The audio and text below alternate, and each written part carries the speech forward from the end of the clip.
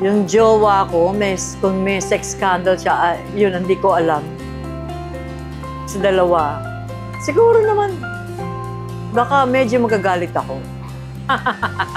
Bakit may sex scandal ka na hindi ko alam? Siyempre, pag sex scandal yun, ibig sabihin, hindi ako kasali. Pag nalaman ko, di ba, hindi ako kasali. Oh. Pero yung sa amin dalawa, siyempre, ano ba yan? Hindi ko alam, baka gusto ko na lumubog sa lupa. Pero, pag anak ko, iiyak ako, siyempre. Tapos, yayakapin ko pa rin yung anak ko, ipagdadasal ko. Kailangan ng suporta ng anak ko. Hindi ako magagalit sa kanya, kakausapin ko lang siya na siguro pagpapaliwanagan kung ano yung mga dapat at hindi dapat. At syempre, pag-iingat at siguro pag tuturo ko yung values na dapat kung ano yung tamang ginagawa niya para hindi siya mapasok sa ganong scandal.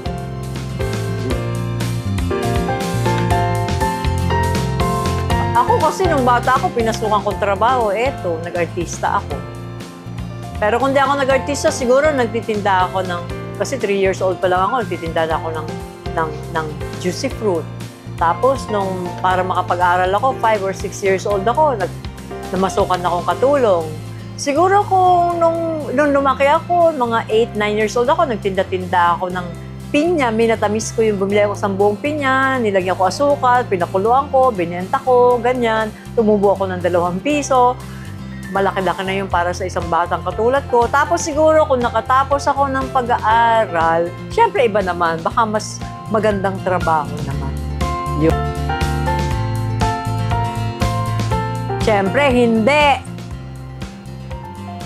Kasi yung love making, oo, hindi ako magpapaka-plastic. Ginagawa talaga ng mga tao yan, lalo na mag-asawa dapat, kasal dapat. Pero syempre, ginagawa nyo yan bilang expression ng love nyo sa isa't isa. Pero yung merong iba nang nai-involve, maski na video lang yan, parang iba na, hindi na tama. Kasi kayo pang 2 tao lang yan na nagmamahalan na nasa ilalim ng basbas ng Panginoon, nang ibig sabihin, kasal kayo. Hi! Ako po si Ami Austria. Iniimbitahan ko kayong manood ng Magpakailanman sa darating na Sabado, 8:15 p.m. Ang gaganapan ko po ay ang karakter ni Lenny. Anak ko si Angel dito. At ang title ng aming episode ay Ang Anak Kong Porn Star. Ako yung nanay. Ako yung may anak na porn star. Manood kayo, ha?